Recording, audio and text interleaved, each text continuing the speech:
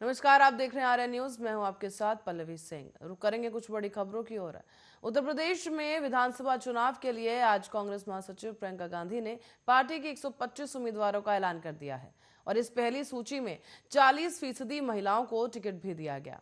प्रियंका गांधी ने महिलाओं के नामों का ऐलान करते हुए कहा है कि ये सभी महिलाएं संघर्ष करने वाली हैं। बड़ी बात यह है कि कांग्रेस ने उन्नाव रेप पीड़िता की मां आशा देवी को भी टिकट दिया है।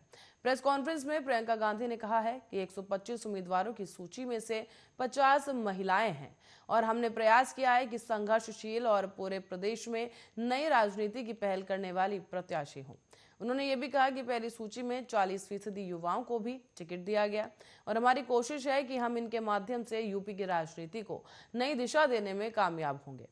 प्रियंका गांधी ने आगे बताया कि इस लिस्ट में कुछ महिला पत्रकार भी हैं और एक अभिनेत्री हैं और बाकी संघर्षशील महिलाएं हैं जिन्होंने कांग्रेस में रहते हुए कई साल संघर्ष किया है। उन्होंने ये भी कहा कि पार्टी ने जीतने और लड़ने की क्षमता देखकर ही महिला उम्मीदवारों को चुना है और आज यूपी में तानाशाही सरकार है। हमारी कोशिश है कि मुद्दों को लेकर केंद्र में लाया जाए। और नेताओं ने कांग्रेस छोड़ने के सवाल पर प्रियंका गांधी ने कहा है कि ये हर चुनाव में होता है। कुछ लोग आते हैं, कुछ चले जाते हैं, कुछ घबरा जाते हैं और हमारे संघर्ष के लिए हिम्मत की जरूरत है। किसी के जाने से दुख तो होता ही है, लेकिन बता दें कि उत्तर प्रदेश की 403 विधानसभा सीटों के लिए 7 चरणों में मतदान 10 फरवरी से शुरू होगा। यूपी में 7 चरणों में 10, 14, 20, 23, 27 और 3 और 7 मार्च को वोट डाले जाएंगे, जबकि वोटों की गिनती 10 मार्च को होगी। चुनाव आयोग ने कोरोना के मद्देनजर यूपी, पंजाब, गोवा, मणिपुर और उत्तराखंड में भी विधानसभा चुनावों के लिए 15 जनवरी तक किसी भी राजनीतिक रैलियों और रोड शो की अनुमति नहीं दी है।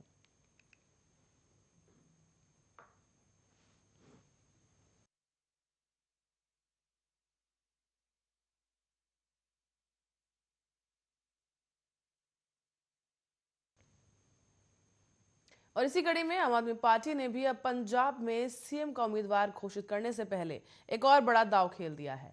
सीएम पद का चेहरा घोषित करने के लिए आम आदमी पार्टी पंजाब के वोटर्स की राय लेगी और इसके लिए पार्टी ने मोबाइल नंबर भी जारी कर दिया है। हालांकि आम आदमी पार्टी के इस दाव में भगवंत मान की उम्मीदवारी पर एक बार फिर से पेच फंसता हुआ नजर आ रहा है। आम आदमी पार्टी ने गुरुवार को ही एक बयान जारी कर कहा कि फोन कॉल के जरिए आपका सीएम उम्मीदवार तय होगा।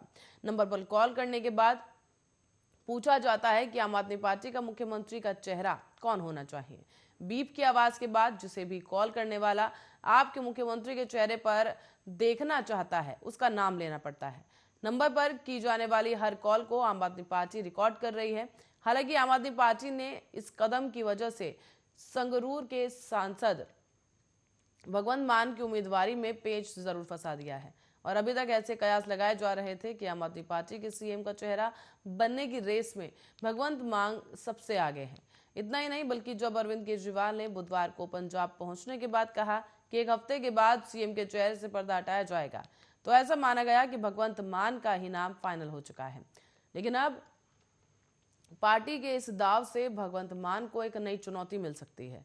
कयास लगाए जा रहे हैं कि भगवंत मान के समर्थकों की ओर से लगातार आम आदमी पार्टी की सीएम का जो उम्मीदवार घोषित करने के लिए दबाव बनाया जा रहा है।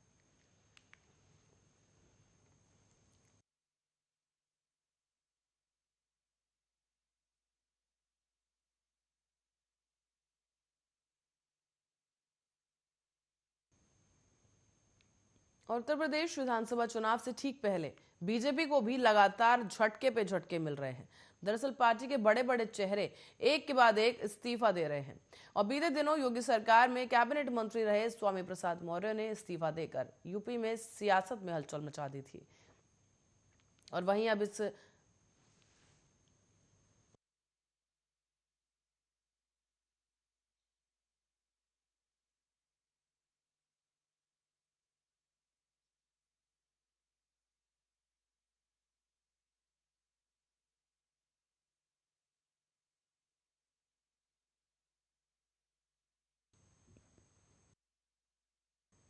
तो वहीं अब आपको बता दें कि अब जो है स्वामी मौर्य के बाद एक और इस्तीफे का नाम सामने आया है, जहां पर बीजेपी विधायक मुकेश वर्मा ने भी पार्टी से इस्तीफा दे दिया है।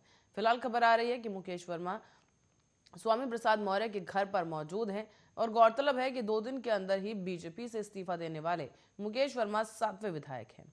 वहीं वर्मा अपने पत्र में लिखा है कि बीजेपी में अल्पसंख्यक समुदाय से आने वाले नेताओं को तवज्जो नहीं दी जाती।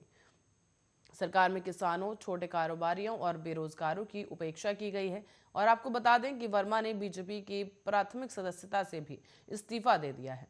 इस्तीफा देने के बाद विधायक मुकेश वर्मा ने एक जानकारी दी है एक निजी चैनल के दौरान बात करते हुए कि हमें बीजेपी ने धोखा दिया है। जहां स्वामी मौर्य जी जाएंगे वहीं हम भी जाएंगे। अभी बहुत विधायक संपर्क में हैं।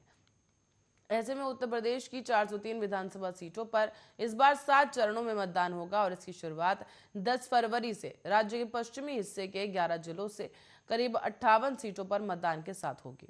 यूपी में पहला चरण 10 फरवरी, दूसरा चरण 14 फरवरी, तीसरा चरण 20 फरवरी, चौथा चरण 23 को और पांचवा चरण 27 फरवरी, छठा चरण 3 मार्च, सातवां चरण 7 मार्च को होगा।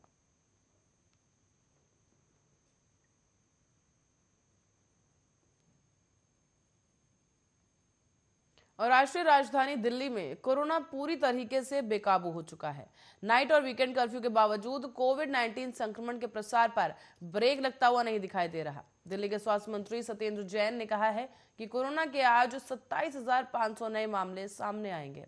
उन्होंने ये भी कहा कि पिछले 4 दिनों से कोरोना मरीजों के अस्पताल में भर्ती होने की दर स्थिर बनी हुई है, जो कि एक अच्छा संकेत है। लेकिन दिल्ली में बढ़ते कोरोना केसेस पर लॉकडाउन के बारे में सत्येंद्र जैन ने कहा है कि बेड पर भर्ती होने की दर 15% है। हमारी लॉकडाउन लगाने की कोई योजना नहीं है। हालांकि उन्होंने ये भी कहा कि अस्पताल में मरीजों के भर्ती होने की दर स्थिर हो गई है और जो कि दिखाता है कि कोरोना वायरस के मामलों में जल्द ही कमी आ सकती है। राष्ट्रीय राजधानी दिल्ली में बुधवार को कोविड के 27,561 नए मामले आए, जबकि कोरोना वायरस संक्रमण से 40 लोगों की मौत हो गई है। स्वास्थ्य विभाग द्वारा जारी किए गए आंकड़ों के अनुसार शहर में संक्रमण की दर 26.22% दर्ज की गई। पिछले साल ही 10 जून को संक्रमण से हुई 44 लोगों की मौत के बाद बुधवार को एक दिन में सबसे ज्यादा 40 लोगों की मौत संक्रमण से हुई है। आंकड़ों के अनुसार संक्रमण की दर भी पिछले साल 4 मई को करीब 26.7% थी, जिसके बाद वो सबसे ऊंचा रहा। और ऐसे में बुधवार को एक दिन में 27,561 नए मामले सामने आए। इससे पहले 30 अप्रैल को शहर में कोविड के 27,047 नए मामले सामने आए थे। जनवरी के पहले ही 12 दिनों में कोरोना वायरस संक्रमण से मरने वालों का आंकड़ा 133 से पार हो चुका है। जबकि आपको बता दें कि ये 133 लोगों में ज्यादातर अन्य बीमारियों से ग्रसित लोग शामिल थे। हालात के मद्देनजर अब सरकार ने मंगलवार को सभी अस्पतालों को परामर्श जारी कर सुनिश्चित करने को कहा कि अन्य बीमारियों से ग्रसित कोविड मरीजों का इलाज विशेषज्ञों द्वारा ही कराया जाए। शहर में फिलहाल कोविड के 87,465 मामले हैं और उपचाराधीन हैं, जिनमें से करीब 56,991 होम क्वारंटीन है।